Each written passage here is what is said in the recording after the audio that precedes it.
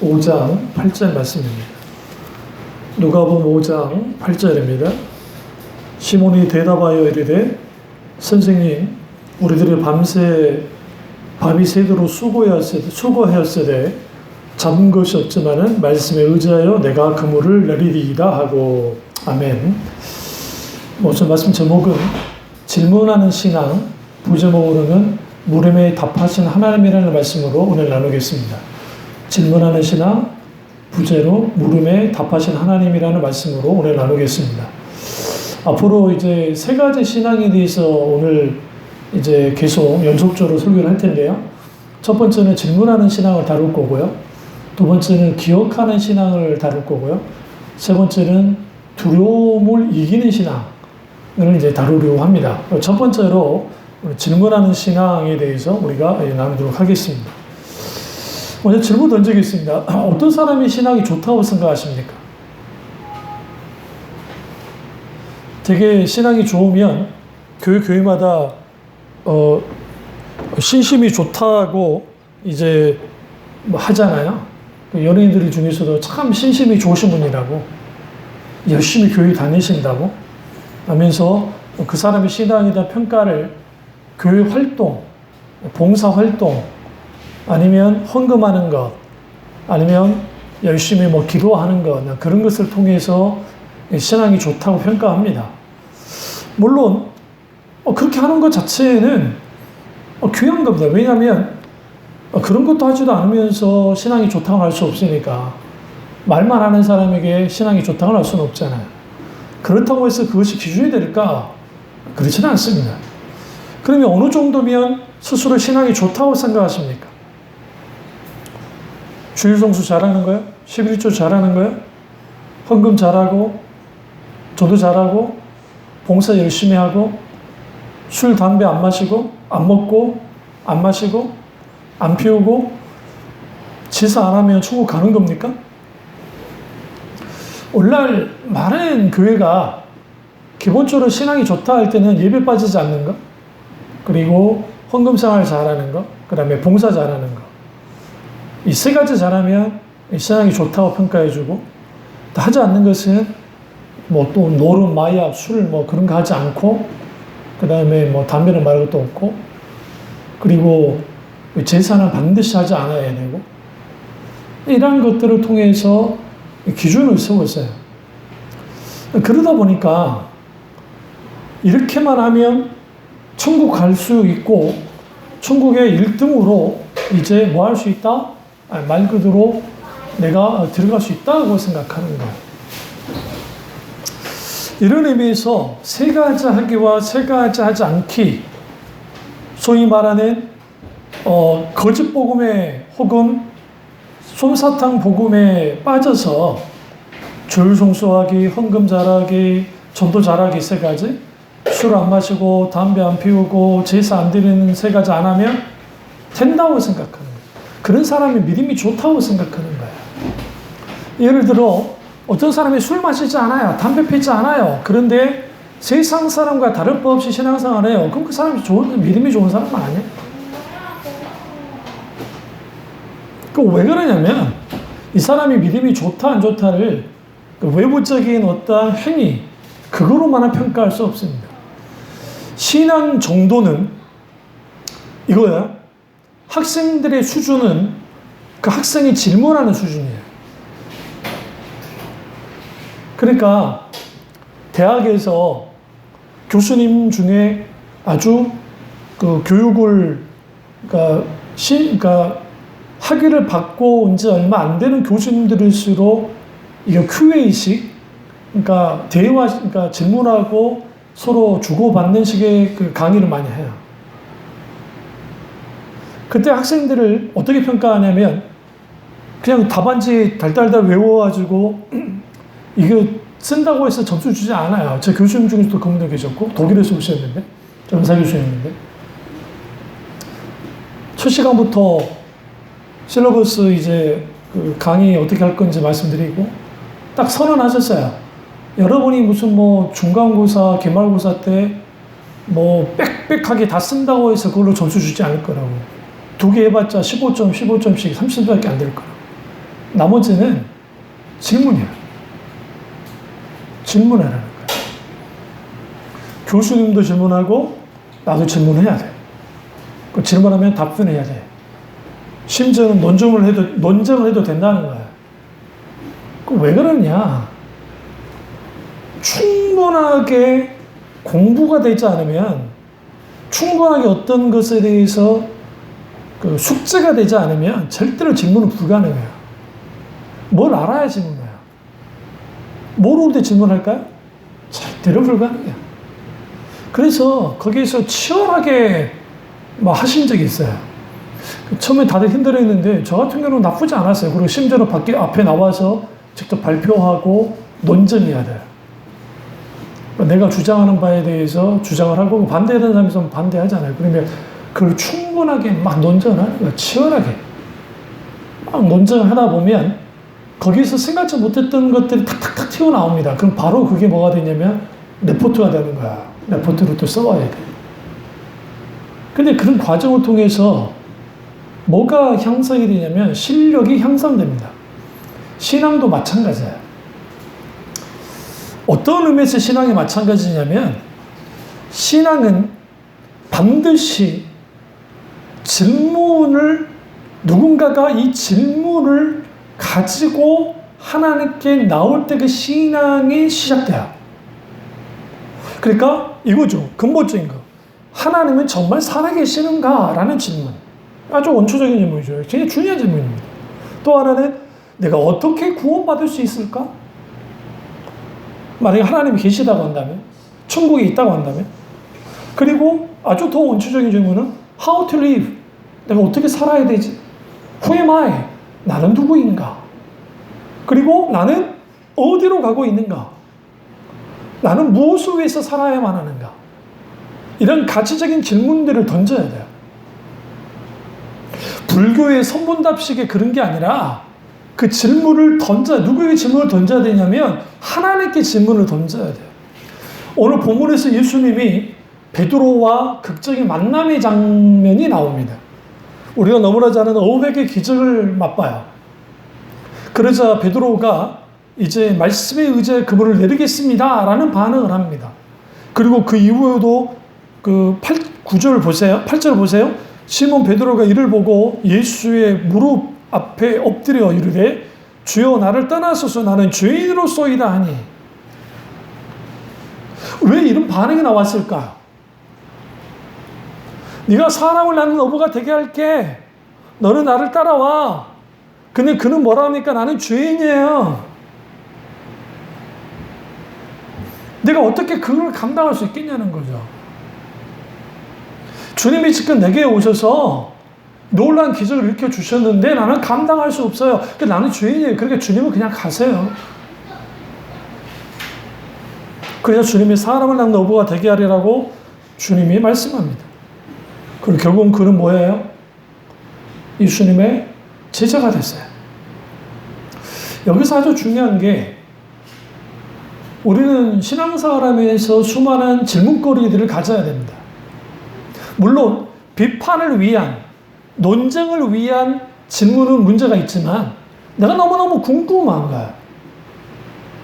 너무 궁금해요. 내가 풀지 못하는 숙제 같은 질문들이 있어. 누구에게 가지고 나와야 돼요? 하나님께. 누구에게 가지고 나와야 돼요? 목사에게도 가지고 나와야 되고, 하나님의 말씀을 읽을 때 그 질문을 가지고 말씀으로 나가야 돼요. 저 같은 경우는 청년 시절에 아주 젊은 청년이죠. 고민을 했어요. 군대 가기 전인데. 남자들 대부분이 걸리는 게 군대 문제가 걸리기 때문에 군대를 갔다 오기 전까지는 늘 한쪽에 허전함을 가져야. 그래서 우리들끼리 하는 말이 대한민국에 태어나지 않아야 됐다. 미국이나 그런 데 태어났으면 군대도 안 가는데. 그런 말을 할 때가 있었거든요. 그때 던지는 질문이 뭐냐면 아주 근원적인 질문을 던지는 거예요. 나는 어떻게 살아야 될까? 무엇을 하면 살아야 될까? 질문이에요. 그때 그 질문을 가지고 나간 게 잠언서와 전도서입니다. 그러니까 잠언서를 읽고 전도서를 읽었어요. 근데 가장 중요한 말씀, 전도서를 한번 가보시죠. 신약이에요. 구약이에요. 시편, 잠언, 전도서.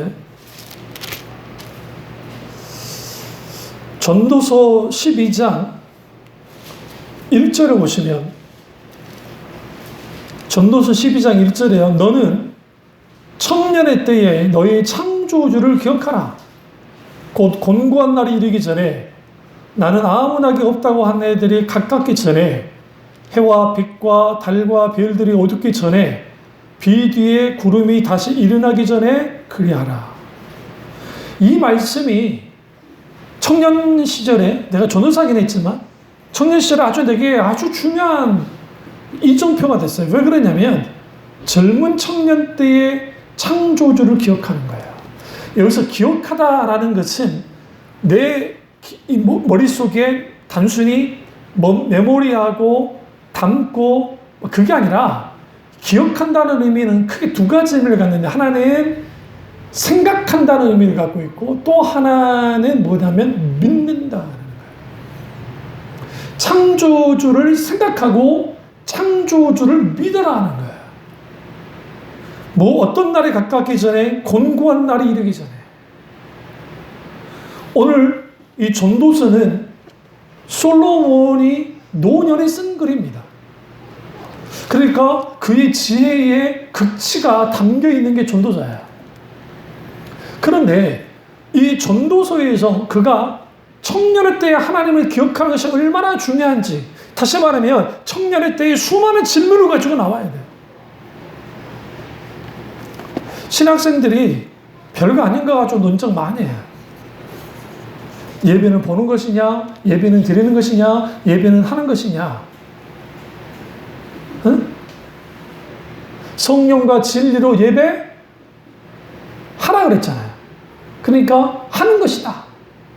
그 드리는 거 왜 안 되느냐? 그 웃기는 소리예요. 히브리어로 예배가 아바드인데, 아바드라는 것은 올려드리다.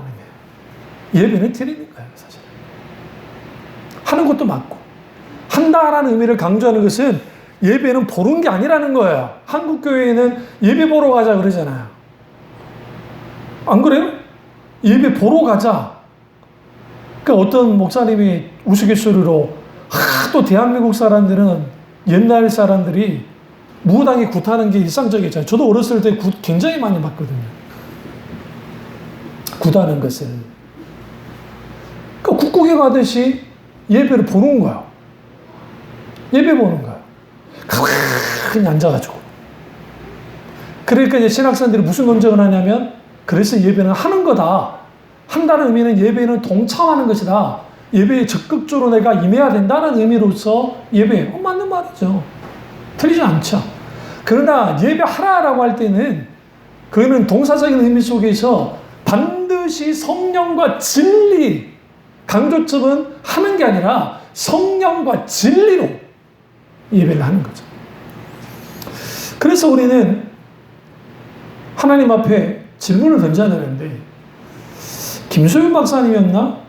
어떤 교수님이 그런 말씀 하신 적이 있어요. 한국 교회에 소위 사자직을 갖는 사람들이 많은데, 혹은 교수, 그 다음에 변호사, 의사, 기타 등등 지성인이라고 일컬어지는 직업을 갖고 있는 사람들이 교회에 많은데, 이상할 정도로 교회 안에만 들어가면 바보가 되어버린다는 거예요. 이 사람들이. 그러니까 소위 말하는 종교적인 분위기에 휩쓸려서 어떤 하나님의 말씀이나 분별로 상관없이 소위 전통, 그 교회의 분위기, 그리고 소위 말하는 거기 자기들이 이때까지 경험하고 알게 되었던 그런 신앙관들, 자기들만의 성경과 관계없이 그런 것들에 거기에 휩쓸려서 어떤 분별도 잘하지 못하는. 왜 그러느냐? 늘 어렸을 때부터 혹은 교회 분위기가 질문하는 것을 막아버렸어요. 저도 어렸을 때 중학생 때 중생이 체험하고 난 다음에 얼마나 질문이 많아요. 질문을 던지면 일단 전도사님이 제대로 대답도 못할 뿐만 아니라 싫어해요. 얼굴에 비쳐요. 그러니까 우리 교회는 좀 큰 교회 있으니까 중도부 전도사님에게 질문했다가 안 되면 고등부 전도사님한테 이제 질문하고, 그러다 안 되면 청년부 전도사님한테 질문하고, 목사님은 어려워서 좀 무서워서 안 되겠고, 그래서 그래도 질문을 받으면 잘 대답을 해주지 못해요. 지금 생각해보면 공부를 안 한 거예요. 순복음을 무시하자는 게 아니라 그 시대의 순복음이 뜨거웠잖아요. 그러니까 뜨거운 것은 괜찮은데 하나님의 말씀에 대한 질문들을 해나갈 때에 그게 안 되는 거예요. 그 대표적인 게 질투하신 하나님이 있어요. 엘칸나의 하나님. 질투하시는 하나님이, 하나님의 질투가 뭘 의미합니까? 라고 이제 질문 던졌어요, 제가. 그러니까 대답을 못 해주세요. 왜 하나님의 손품 중에 질투가 있다는 게 말이 안 되죠. 그건 아니고, 어쨌든 그런 게 있어. 그러니까 그러면 돼. 안 되겠어서 고등부 선생님에게, 우리 담임선생님이 있으니 그분에게도 질문 던졌더니 그분도 답변을 못 해주는 거예요. 그래서 어쩔 수 없이 기독교 서점에 가서 엘칸나가 뭔지, 개혁신학이라고 있는 그 장로교 그 주석집을 보고 책을 살폈어요. 그때 엘칸나가 뭔지 알았어요. 패션. 하나님의 열정이에요. 하나님은 하나님의 열정을 갖고 있기 때문에 드러날 때 우상 숭배하거나 하는 것에 대해서 극한 분노를 가지시죠. 하나님의 성품, 그러니까 하나님의 성품만큼의 분노하시는 거. 그래서 하나님의 거룩 때문에. 그게 엘칸나예요. 그러니까 그 질문에 대해서 답을 주지 못하는 거예요. 그러면 그러다 보니까 교회가 아주 쉬워졌어요. 제가 쉬운 기독교 말씀드렸죠. 쉬워져야만 해요. 예수 믿으면 복받고, 예수 믿으면 성공하고, 예수 믿으면 건강도 회복되고, 예수 믿으면 출세해. 헌금 많이 하면 자자손손 하나님의 복을 주고, 봉사 열심히, 교회에서 봉사 열심히 하면 하나님은 그걸 봐서라도 하는 일을 풀리게 하고, 그리고 건강도 하나님이 보장해 주시고, 어떤 것을 만나도 하나님은 다 역사해 주신다. 그리고 안 되는 일이 없고, 어떤 죄를 주어도 천국 가게 하나님이 복 주고 또 복을 주고 복 주고 복 주신다. 복음의 미션화를 만들어냈는데 그것에 대한 올바른 분별을 하지 못해요. 왜? 듣기 좋잖아요. 부담스러운 거 없잖아요. 초대교회 시대의 성경 보세요. 니네들 예수님 믿으면 고생한 거 아니? 예수님이 그랬잖아요. 나를 따라오려거든 자기를 부인하고 자기 십자가를 져야 할 것이다. 그러니까 예수님을 따르는 대가가 내가 나 자신을 부인하고 자기 십자가를 지고 따라야 돼. 그러니까 신앙의 길은 고난의 길이지 영광의 길이 아니에요. 영광은 고난의 길을 통과한 사람들이 누리는 게 영광이고, 그런데 그 고난을 빼버리고 영광만 누리게 만들었다고. 그게 카톨릭이에요. 로마 카톨릭. 로마 카톨릭이 아우구스티누스가 죽고 로마가 멸망하고 난 다음에 이후에 그들이 이제 교황이 등장을 하죠. 교황 등장과 동시에 나타난 게 뭐냐면 영광의 신학이에요. 아니 그 부활절이나 고난주간에 막 카톨릭에서 막 예수님 피 흘리신 거 막 고난하면서 막 어떻게 하실까 막 성화 같은데 예수님 십자가 근데 그거는 보이는데 사실 그들의 신학은 영광의 신학이라고요. 기복주의와 맞닿아 있어요. 영광의 신학이. 그게 한국에도 그대로 일도했어요. 왜? 미국 사람들은 낙관론적인 세계관을 갖고 있기 때문에 그래요. 미국 대학생들은 질문도 잘하고 논쟁을 잘하는 줄 알았어요. 왜냐하면 우리가 헐리우드나 그런 영화를 보면 막 자기 주장을 하고 하는 것들을 많이 봤잖아요. 실상 그렇지 않다는 거예요.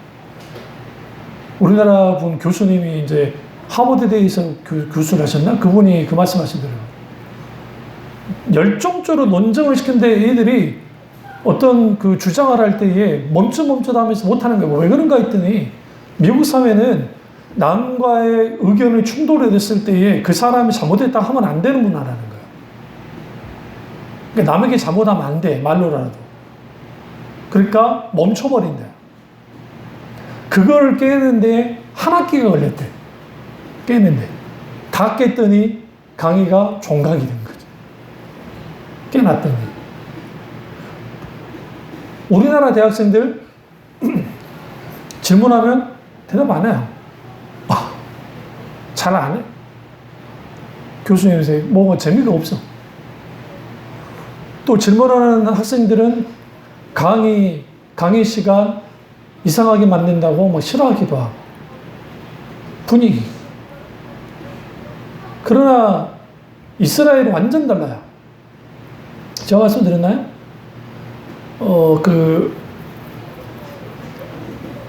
70 몇 년도에 제6차, 5차 중동 전쟁인가 났을 때, 요르단이 막 공격해와서 거의 이스라엘이 이제 골란군이라 다 빼앗기게 되는 상황이 됐어요. 하다 보니까 이제 후퇴를 해야 되는데, 여군들이 있어요, 여군들이. 그래서 이제 본부에서 여군들을 후퇴를 딱 시켜내니까 요군 하나가 탁 손을 들면서 질문을 하는 거예요. 지금 이제 적이 막 쳐들어와가지고 이제 막 여기다가 막 난리를 치고 있는데. 근데 이 친구가 뭐라고 질문을 하냐면, 대대장님, 저 후퇴해야 되는데 기분이 어떠십니까? 여러분, 우리나라가 어떻게 돼요? 이게 미쳤나? 막 욕을 퍼먹겠지. 그러니까 이제 거기서 대답을 해주는 거, 그래, 이 상황이 참 좋지는 않고 하는데, 근데 난 내 부탁인데, 야, 저 가서 하면 안 될까? 그것도 질문을 던지는 거예요. 왜 그러느냐? 이스라엘은 토라 교육, 특별히 쉐마 교육이라고 해서 늘 대화, 격렬한 토해를 해요. 이게 이스라엘의 전통이에요. 그 전통 가운데 내려왔기 때문에 깊은 사유를 하거나 깊은 어땅을 하는 사람들은 대부분의 대다수가 유대인들이에요. 그럴 수밖에 없는 게 사고의 체계가 갇혀있지 않아요. 여러 하기 때문에. 무슨 말씀 드리려고 하냐면, 질문이 없는 신앙은 신앙이 획일화돼요. 그러니까 목사라는 사람이 인분을 먹이고, 그리고 목사라는 사람이 무슨 술집 같은 데 가가지고 막 이상한 데 가가지고 전도시키고, 그게 마치 영성훈련이고 그런 걸 통해서 더 강해진다는 것을 했을 때 따라하는 사람들, 왜 따라한다고 생각하세요? 그게 목사님의 말이니까? 아니에요. 여러분, 신앙 상식으로 봐도 아니잖아요. 아니, 신앙 필요 없어. 세상 상식으로도 아니잖아요. 그래, 따라요. 왜 따르냐면 그 분위기야. 잘못된 신앙의 분위기.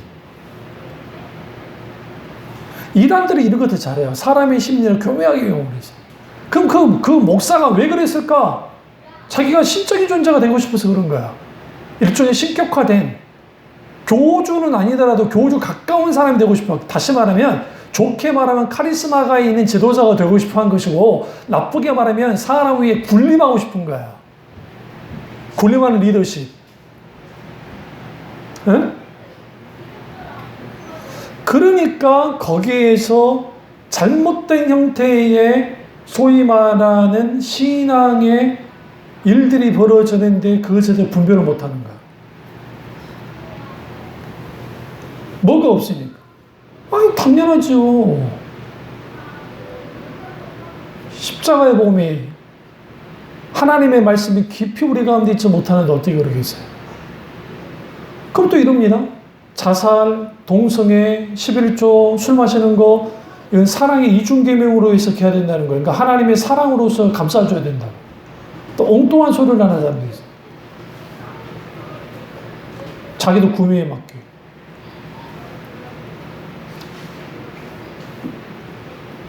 그럼 왜 질문 못하느냐? 첫째, 설교 말씀을 깊이 듣지 않아요. 오늘날 교인들이. 우리가 설교 말씀을 들을 때에 그 말씀에 깊이 귀담아 들어야 되는데 안 듣는 거야. 귀 있는 자는 성령이 하시는 말씀을 들을지어다. 성경에 이런 말이 있잖아요. 예수님이 설교하실 때 사람들이 주목하여 보더라 그랬어요.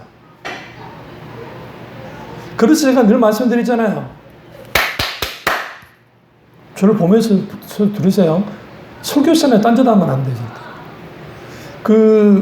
뭐가 필요하냐면, 주일날 예배 드리기 전에 토요일날 너무 피곤하잖아요. 주일 영향 받아요. 그러니까 우리 그리스도인들은 충분히 휴일을 즐기더라도 예배가 방해될 만큼 즐기면 안 돼요. 이게 절제예요.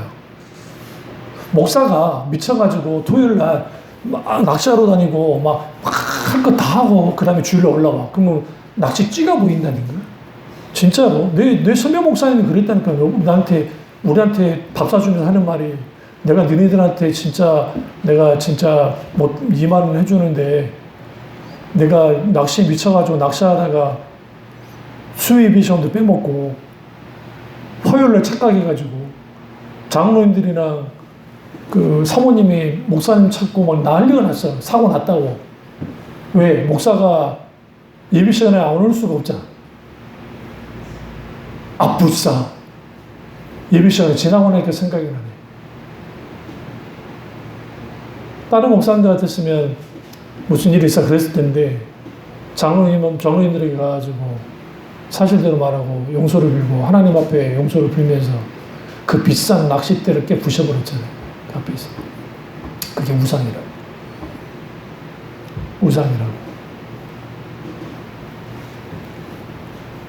왜 질문을 못하냐면, 그러니까 강의도 마찬가지예요. 우리가 대학에서 공부를 할 때 교수님의 강의의 70% 정도의 이해를 하면 정말 이해를 많이 하는 사람이에요. 그러니까 저 같은 경우는 그래서 예전에 자신 없는 과목들은 녹취를 했어요. 교수님 허락받고 녹취를 하고 그 다음에 녹취한 거 가지고 계속 들으면서 강의를 다시 한번 하고, 그렇게 하니까 후에 교수님이 어느 정도 말하면 이제 녹취가 필요 없을 만큼 해요. 왜? 사용되는 언어라는 게 그렇게까지 막 그러진 않기 때문에 그다음에 잘하는 거예요. 설교는 자주 노출돼야 돼. 그러면 설교 말씀을 깊이 이해할 수 있어요. 왜 목사님 저렇게 하는지. 근데 설교 들을 때 아주 굉장히 그러니까 뭐라 그래요? 부산스러운 사람도 있어요. 그러니까 그런 책도 있잖아요. 흐트러짐이라는 책도 있어요. 흐트러짐. 왜 흐트러지냐면, 일주일의 삶이 하나님의 은혜로 구하면서 사는 사람은 절대로 설교 들을 때 흐트러질 수 없어요. 사모해야 나오기 때문에. 근데 삶이 아주 분주해. 하나님을 찾을 시간조차도 없어. 이거 불행해요. 응? 그러니까 이렇게 되어지니까 뭘 더 중요시 여기냐면 하나님 말씀 듣는데 집중하지 않는 거야. 그 실례가 성경에 보시면 유두고라는 사람이 3층에서 바울의 설교를 듣고 있다가 난간에 걸터 잘 졸리니까 안 졸리고 난간에 걸터 앉아 있다가 창문에 떨어져 죽어버렸다. 그 예배가 중단됐어요. 성경이 이렇게 말합니다. 아주 설교가 길었다고요. 졸려다가 떨어져 죽어버렸어요. 그러니까 바울이 급히 내려가가지고 유두고를 살피면서 하나님께 기도하고 거기서 다시 살아납니다. 그 에피소드를 우리가 그걸 쉽게 생각하면 안 되는 게, 오늘날 교인들은 설교에 대한 관심이 별로 없어요. 주로 뭐에 관심이 있느냐? 예화예요, 예화. 스토리. 어떤 기분 좋게 하는 스토리. 가슴 뭉클하게 하는 스토리. 정작 하나님의 말씀 그 자체에는 크게 관심을 두지 않아요. 그러니까 젊은 청년들이 선교단체나 그런 데서 막 찬양할 때는 막 손을 높이 들고 막 찬양해 주님께서 안 들어. 설교를 잘 안 들어요. 설교를 안 듣는다는 것은 내 영혼이 죽기로 작정한 거예요. 공부 못하는 애들은 절대로 선생님이 가르치는 거 안 들어요. 어떻게 가르치느냐? 교과서 보면 알 수 있어요. 진짜 공부 잘하는 애들은 교과서가 아주 교수님이, 그러니까 선생님이 했을 때 하잖아요. 그러면 똑같이 하지만 교과에서도 심지어는 선생님이 했던 농담까지도 적어놔요. 왜 그런지 아세요? 다 적지 않도록 대충. 놀라운 것은 그때 농담을 하셨잖아요. 그 선생님이. 근데 내가 그걸 들었잖아요. 그 농담하면 그때 그 상황이 머리에서 기억이 돼요. 그래서 머리에서 그리는 거예요. 다시 말하면 책을 보잖아요. 저도 그런 경험을 많이 했는데 하나님 은혜 주실 때 제가 수학을 못해서 그랬지 나머지는 그러는데 머리에서 그려져요. 그래서 몇 페이지, 몇째 줄에 어떤 내용이 있다는 것까지도 생각이 나요. 달달달 외운 게 아니에요. 그거 오해하시면 안 돼요. 그러니까 그런 것도 있긴 있었지만 내가 외우려고 생각을 하고 마음을 먹고 그 다음에 교과서를 예를 들어서 3번, 4번씩 쭉 읽어요. 읽고 그 다음에 필요하면 외우는 것도 있지만 그렇게 하고 반복하고 그 다음에 덮어놓고 한번 그대로 쭉 써요. 내가 기억나는 만큼 이 페이지 내용을 쭉 써서 확인하고 쭉 써서 확인하고 하다 보면 이 과정을 겪으면 좀 시간이 걸리긴 하지만 이 과정을 겪고 난 다음에 막상 시험 현장에 딱 들어가잖아요. 그러면 제가 뭘 경험하냐면 지금 내가 분명하게 시험 문제를 보는데 머릿속에 뭐가 있냐면 교과서가 머릿속에 그려진 게 보여요. 외우는 걸 말하는 거예요, 지금. 외우는 과목. 그러니까 제가 이해가 안 되는 건 뭐냐면 외우는 과목에 점수가 안 난다는 것을 그만 공부 안 했다는 거예요. 사람마다 차이가 있긴 하지만. 그래서 저 같은 경우는 외우는 과목은 거의 뭐 한 개, 많이 틀리면 2개 정도 틀렸지, 절대로 외우는 과목에서 그렇게 실수는 거의 하지 않았어요. 신학 때도 마찬가지예요. 그래서 제가 장학금 계속 받고자 했잖아요. 그게 하나님이 주신 지혜 가운데 이제 있었는데, 그런 지혜가 그냥 주어진 건 아니고, 하나님의 말씀을 깊이 하고 하니까 하나님이 그 부분에 대해서 이제 하게 만드는 거예요. 신앙은 마찬가지예요. 신학적인 사유와 분별력이 동반하지 않으면 신앙은 맹신학이래요. 왜곡돼요. 가장 큰 걸림돌이 메시지예요. 설교예요. 그러니까 강단에서 설교하는 목사님의 설교가 진리의 바탕에서 나와야 되고 신앙의 본질에서 나와야 되고 듣는 사람도 그 말씀에 귀를 기울여야 돼요.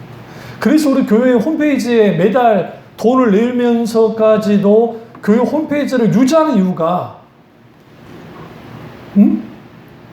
여러분들이 그 말씀에 지속적으로 한 번쯤 계속적으로 노출되라는 거예요.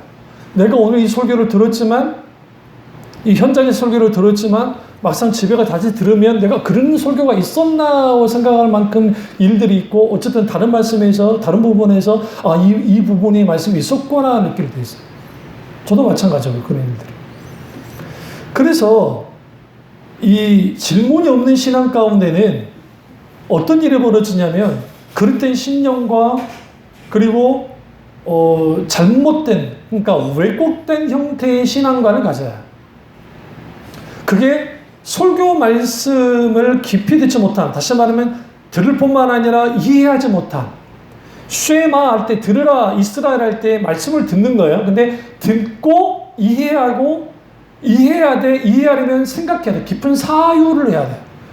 베레아 교인들처럼 이 말씀이 그러한가 직접 상고해야 된다고. 쪽집게로 집어내듯이 진짜 들여다봐야 돼. 첫 번째. 두 번째는 말씀을 깊이 그러니까 읽지 않으니까 질문할 수 있는 게 없어요. 우리가 그러니까 성경을 읽어요. 성경을 읽는데 그냥 읽어. 그냥 읽으니까 질문할 거리가 없는 거예요. 여러분들은 성경을 읽으면서도 저한테 질문하지 않으면 저보다 성경을 더 잘 알고 있는 거예요. 진짜로. 저도 성경을 읽다 보면 이해되지 않는 부분인데, 그럼 저는 무슨 작업을 하냐면 절대 먼저 주석집 안 봐요. 너무 쉬운 길이기 때문에. 다른 번역본을 봐요, 일단. 다른 번역본을 봤는데도 이게 안 되면 당연히 NIV 성경을 봐요. 제가 영어 실력이 그렇게 크진 않지만 이미 번역되어 있는 걸 가지고 그 번역은 크게 어렵지 않아요. 그래서 NIV 성경을 들여다보고 그래도 좀 안 되면 RSV라고 좀 더 보수적인 그 영어 번역을 보고 그래도 안 되면 이제는 스테판 그 그러니까 신약이면 헬라 원어 성경을 들여다봐요. 사전과 함께.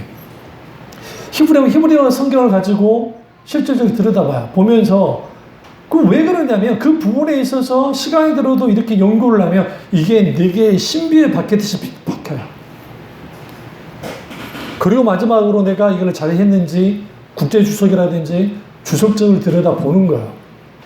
이때는 들여다볼 때 보수적인 주석과 아주 자유주의적인 신학의 주석을 동시에 같이 보는 거예요. 보면 거기에서 뭐가 되느냐? 이 말씀에 대한 분별이 되는 거예요. 보화와 같아서, 그래서 여러분은 성경을 읽을 때에 미리 하나님 앞에 충분히 기도하고 말씀을 깨닫게 하고 알게 하시고 이 읽게 된 말씀 가운데서 내가 부딪힌 바 되어져서 그 말씀이 나를 휘어잡게 해달라고, 끌고 나가게 해달라고 기도하고 말씀을 봐야 돼요. 그리고 우리가 왜 질문을 못하느냐? 세 번째로 성경을 공부 안 하니까 그래요. 공부하셔야 돼요. 목사님이 해주겠지. 저희 교회만큼 성경 공부 많이 하는 교회가 어디 있어요? 요즘 들어서 안 하는 거지. 수요일 여러분 성경 66권을 다 했고요. 요한계시록 대부분의 교회가 요한계시록 강의를 못했는데 제가 요한계시록 강의도 처음부터 끝까지 다 했고요. 제가 여러분 저기 보시면 요한계시록 강의가 A4로 이 정도 돼요. A4로 이 정도 된다면 이게 어느 정도냐면 제가 그거 하면서 엄청나게 매 주일마다, 그러니까 어차피 일주일에 한 번씩 계속하니까 그때마다 정말 모든 글 쏟으면서 있다고, 쏟으면서. 그리고 성경 창세기부터 계시록까지 장별로 개론이긴 하지만 그것에 대해서 쭉 제가 어떤 것이라는 걸 했었고, 또 과거에 있는 성경 구절을 일일이 해석해 준 적이 있어요. 생각날지 모르지만. 마가복음 1장이면 1장 전체를 해석하고 나가는 거예요. 좀 시간이 걸려도. 해석하고 이렇게 하고 해석해주고 그렇게 쭉 가기도 하고. 성경 파노라마를 가지고 기억도 안 나시겠지만 이제 그 관점, 구속사적인 관점, 아니면 언약적인 관점, 아니 기타 그런 관점에서 그렇게를 제가 칠판에 써가지고 막 한 게 있었는데 다 까먹었으니까, 그러니까 목사를 하는 거예요. 교수님들이 그냥 교수하겠어요. 이들이 다 까먹으니까 하는 거지. 그러니까 그런 거.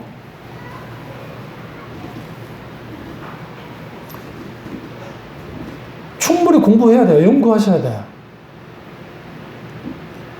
네 번째는 신앙 양서를 안 읽으니까 당연히 질문할 수가 없어요. 당긴 게 없으니까. 독서의 기술 중에 가장 좋은 거는 처음부터 어려운 책 읽으면 안 돼요. 근데 이거 아세요? 책을 읽고 막 책을 읽다 보면 사람이 피곤해지고 스트레스 받을 때 있잖아요. 여기서 말하는 건 소설책을 말하는 게 아닙니다. 일반 깊이 사유화 신식이, 그러면 무엇로 풀어야 되냐면 또 책으로 풀어야 돼요. 가벼운 책으로. 저 같은 경우 그랬어요. 그러니까 아주 딱딱한 신학 서적 읽다 보면 뭘 경험하냐면 내 이성이 사변과 논리를 굉장히 발전시켜요. 그러다 보면 굉장히 피곤해져요. 눈도 피곤하고. 그러면 이걸 접어놓고 그 다음에 아주 가벼운 책을 읽어요. 여기 있는 책 가운데 대다수가 가벼운 책이에요. 아닌 책도 있긴 있지만 여러분이 빌려가서 충분히 읽을만한 책들이 많아요. 그런데 사람들은 독서를 할 때에 어떤 실수를 하냐면 쉬운 책만 읽어요. 그러니까 내가 읽을 만한 책만 읽어요. 그러니까 독서에 뭐가 안 자라나요? 수준이 안 자라나는 거예요. 이게 잘 되어지면 아무리 어려운 책도 딱 들여다보면, 저 같은 경우에는 그거이죠. 그러니까 예전에 이제 이거는 잘 글을 쓰면 안 됐는데 신학생 때 너무 바쁘고 하니까 리포트 쓸 때 다 읽고 쓰기가 쉽지 않을 때 있어요. 솔직히. 교수님도 알아요, 대부분. 그러면 핵심을 파악해버리는 거예요, 책을. 일단 머릿말은 뭐 좀 이 방향으로 쓰겠다는 것에 대한 것은 거기 나와 있으니까 이제 머릿말을 보고, 그러면 거기에 캡처를 하는 거, 이 방향으로 읽어야 되겠구나. 나의 해석은 일단 필요 없어요. 일단 리포트 쓰는 게 문제니까. 그리고 난 다음에 목차를 봐요. 목차의 방향이 다 나와요. 머리에 둬요. 당연히. 그리고 서론을 보는 거예요. 서로를 보고 굵직굵직한 장들을 보고 마지막 끝맺은 말이 있거든요. 끝맺은 말 쭉 보면 머릿속에 뭐가 그려지냐면 구체적인 내용은 아니더라도 왜 이 양반이 이런 책을 어떻게 썼는지는 분명히 만들어져. 그 다음에 책을 쭉 보면 뱃살 깻들이 보여요. 그리고 리포트를 써요. 그럼 무난하게 넘어가요. 깜깜한 교수님들 읽고 딱 앞에서 지적을 던져버려요. 그냥 벗겼냐? 베꼈냐? 심지어는 세워놓고 갑자기 물어요. 내용을. 근데 물을 때 골탕 줄 게 아니면 그 책에서 나오는 실질적인 것을 묻기 때문에 충분히 답할 수 있어요. 대답하는 거. 그러니까 교수님은 내가 다 읽은 줄 알아. 그건 아니었는데. 참 정말 반성할 일이지만. 제가 무슨 말씀 드리려고 하냐면 제가 잘났다 그걸 말씀드리는 게 아니고 우리가 하나님의 말씀을 읽거나 어떤 책을 읽을 때에 내가 1000권의 책을 읽는 것도 중요하지만 한 권의 책을 아주 내게 이거 필요해. 여러분에게 멘토가 될 수 있는 책이 필요해요. 제가 대표적인 게 조나단 에드워즈, 존 오웬, 에이든 토저, 당연히 김난조 목사님, 팀 켈러 다 비슷해요. 색깔들이. 마틴 로이드 존스. 이런 분들은 제게 신앙의 뼈대를 탁 갖게 만드는 그러한 글들이기 때문에 아주 그렇게 자라게 만들어요. 그런 책들이 필요해요. 왜 그래? 그래서 한 분이, 그러니까 이렇게 김난조 목사님이라면 그 김난조 목사님의 책과 그게 내게 있어서 완전히 뼈대를 만들게 만들어 보는 거예요. 그 저한테 지금 김난조 목사님 책 거기다 갖고 제가 돈이 많아서도 아니에요. 그래서 알라딘을 전전하고 여러분이 이제 생일이나 뭐 할 때 그 주신 돈으로 그때 제조하는 거예요. 김난조 목사님 책을 사는 거예요. 사서 그 책을 두고 보면서 보는 거죠. 그러면 거기에서 신앙의 뼈대가 쭉 만들어지고 딱 세워져요. 그러면 뭐 그게 다는 아니니까 그 외의 것들을 같이 만들어 나가면 신앙이 그리고 신학적인 사유가 생각하는 신앙으로서 깊이 서요. 응? 에든 토저 같은 분은 고등학교밖에 못 나왔어요. 책이 깊지 않아요. 분명히 말씀드렸는데 깊지가 않다고요. 규장에서 나왔는데 그 책이 깊지 않아요. 그런데 그분이 시사하는 바가 커요. 그러니까 그 생각하고 이분이 던지는 순수한 메시지가 굉장히 중요해요. 그래서 제가 예전에 영훈이가 안토제 했던 것처럼 한때는 제가 에든 토저의 영향을 많이 받았던 사람 중에 한 명이에요. 그러나 에든 토저는 그렇게 깊지 않기 때문에 내게 아우트라인 해줄 수 있지만 나를 확 세워줄 수는 없어요. 그래서 조나단 에드워드라 김난조 목사님이나 그리고 특별히 마틴 로이드 목사님 그런 분들의 신학이 혹은 신앙이 딱 세우게 만듭니다. 책 읽으셔야 돼요. 애들한테 책 읽으라고 그러죠? 정작 본인들은 안 읽잖아요. 여기 지금요, 책이 한 1000권 있어요. 저렇게 보이지만 책이 한 1000권 된다고. 우리 지하에서 수천 권을 곰팡이께 잡혀 먹히시고, 내가 어쨌든 했고 사다 놓은 건데, 저게 사다 놨는데도 저게 돈이 어느 정도 된 줄 아세요? 저 가치가? 몇백만 원 돼요. 책값만. 그럼 제가 막 돈이 많아, 개척교회 하면서, 이 작은 교회 하면서 제가 돈이 많아 썼다고 생각해요. 그렇지 않아요. 바품 팔면서 중고 서점으로 막 세일하는 그런 걸로 해가지고 막 채워놓은 거예요. 질문 아니면 내 속에 뭔가 담겨 있어야죠. 담겨 있어야 됩니다. 그럼 베드로는 뭘까요? 베드로가 어떻게 본문에서 가족을 두고 예수님을 따랐을까요? 그런 부자예요. 가난한 사람 아니에요. 배를 갖고 있었기 때문에. 늘 그는 뭘 생각하고 있었냐면 질문거리들이 있었어. 내가 인생을 살았는데 이게 인생은 다는 아닌 것 같은데 내 인생에 해답이 되는 그런 걸 못 만났다가 예수를 딱 만나버린 거예요. 그러니까 자기가 살면서 단 한 번도 누가 앞에서 내가 주인님이라 한 적이 없는데 예수님께 주인이라 그러잖아요. 우리는 근본적으로 하나님 앞에 질문들을 가지고 나가야 돼요. 불신앙의 질문, 회의감을 갖는 질문을 말하는 게 아니에요. 아니 심지어는 회의감이 있는 질문이라도 하나님께 해야 돼요. 왜 그러냐? C.S. 루이스가 그랬고 배너를 썼던 그 작가도 그랬고 그런 질문을 던졌던 사람들이 하나님을 만났고 그 만난 사람들이 뭐 했느냐? 신앙이 확고하게 있었어요. 그래서 마틴 루터가 뭐라고 했냐면 자신이 무엇을 믿고 있는지 말로 표현하지 못한다면 신앙은 허공에 빙 도는 것에 불과하다. 그래서 끊임없이 묻고 끊임없이 답하는 과정이 있어야 신앙은 자라난다 그랬다. 목사에게 질문하고 목사에게 질문을 해야 목사가 공부를 해요. 무슨 지 아세요? 성경에 질문이 얼마나 많이 나오는데 성경에 신구약 성경에서 질문이 인간이 하나님께 한 질문이 300번이 넘어요. 여러분 생각한 것보다 많다고요. 300번 이상이 된다고 질문했던 게. 하나님의 대답 굉장히 많이 나와요. 그래서 이거예요.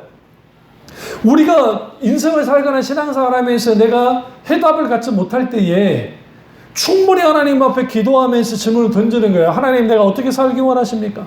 내가 뭘 위해 살아야 되죠? 이게 정말 어떤 겁니까? 물어야 돼, 계속. 물어야 주님이 대답해 주시기 때문에. 그거 왜 묻지 않을까요? 기도가 무너졌기 때문에.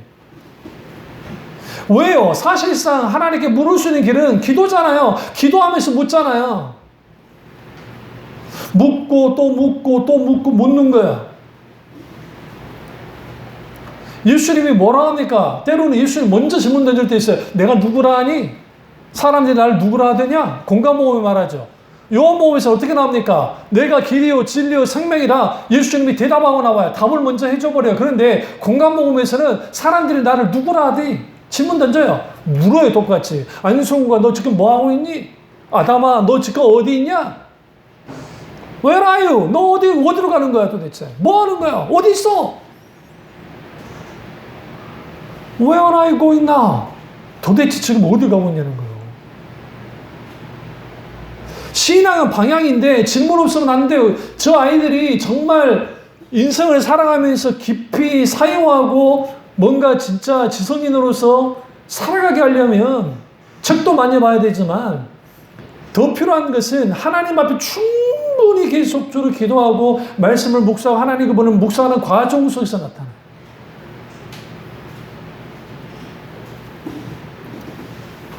그러면 그 속에서 뭐 합니까? 예수님을 만났을 때에 그 질문을 던졌고 그 질문에 대한 답을 주님이 해주시죠. 그럼 뭐예요? 너 난 따르면 돼. 사람을 낚는 어부가 되게 할게. 이유에 대해서 맞지 않았어요. 너는 사람 낚는 어부가 돼야 돼. 그리고 데려가서 버렸어요. 그리고 난 다음에 베드로가 어떻게 행동합니까? 계속 질문해요. 예수님 이거 모르겠는데요? 성경 다 보세요. 예수님이 설교를 하는데 모르면 무조건 누가 와서 나서서 물어요. 베드로가 물어요. 예수님 이 말씀 너무 어려운데요? 대표적인 게 10%인데요. 돌짝밭에 길가밭에 가시밭에 뿌린 비유니까 이거 어렵다. 그러니까 나와가지고 예수님 그거 해석 좀 해주세요. 무슨 말인지 모르겠어요. 질문해요. 그러니까 예수님이 그것도 모르니 하면서 대답을 쭉 해주신대요. 그러면서 하시는 말씀 뭐래요? 하나님 나라의 비유가 모두에게 주어지는 게 아니라 있다고요. 누구에게 주어져요?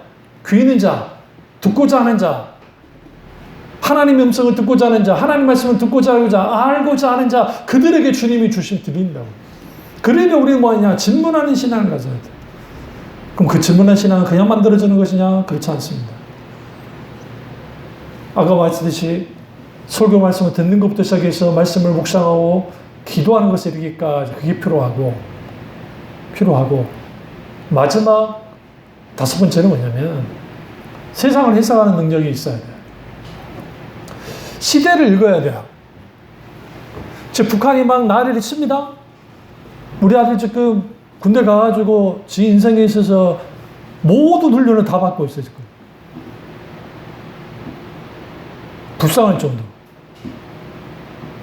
그러니까 그러면 군에 있는 아들이 물어야지 하나님께, 하나님 나 왜 이렇게 고생시키십니까?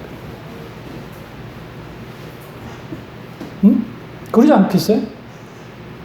그러면 이 시대가 지금 뭐 동성애다, 뭐 인권 조례다, 또 뭐 세상에서 흘러가는 뭐 지금 코로나다, 어떤 것 이것을 우리는 적어도 신앙의 눈으로 해석할 수 있는 능력이 필요해요.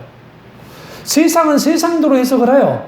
방역 당국은 방역 당국의 입장에서 보는 것이고, 코로나를 경제하는 사람들 경제의 관념 속에서 코로나를 들여다보는 것이고, 상인들은 상인의 눈으로, 그리스도인들은 그리스도인 눈으로 봐야 돼요. 북한이 이상한 짓 하고 난리를 친단 말이죠. 그러면 군인은 군인 입장에서 볼 것이고, 정치인은 정치인 입장, 국민은 국민 입장에 보겠지만, 그리스도인들은 어떻게 봐야 돼요? 이 나라 이 민족이 다시금 전쟁을 일어나면 안 되니까, 물론 그렇게 가져도 않겠지만 이 부분에서 어떻게 해석하고 들여다 봐야죠. 크게는 그런 것이고, 짧게는 내가 아이들을 교육을 시켜야 돼. 교육을 시키는데 예를 들어 강남 엄마들처럼 치맛바람을 하면서 그렇게 아이들을 키울지, 아니면 기독교적인 신앙의 관점에서 아이들을 키울지 다 생각하고 해석하고 따라가야죠. 정신없는 인간들이 학군 좋은 대로 막 학군 하는데 웃기는 소리 하지 마세요. 학군 좋은 뭐예요? 애가 공부를 못하는데. 미안한 말씀인데. 공부는 은사예요. 분명히 말씀드립니다. 애들 공부 못한다고 뭐라고 그러지 마시라고. 제발. 왜? 많은 부분 공부는 은사예요. 후회되는 경우가 있긴 있지만, 정말 열심히 해서 하는 경우가 있긴 있지만 쉽지 않아요. 그런 의미에서 우리는 하나님 앞에 질문할 신앙을 가져야 되는 것은 뭐냐면, 요즘 어떤 영화가 떴다. 예를 들어 BTS가 지금 한다. 조금 요즘 저기 뭐예요? 그 포르투갈 열풍이다. 또 무슨 드라마? 뭐 이태원 클라스 같은 드라마. 어떤 영화.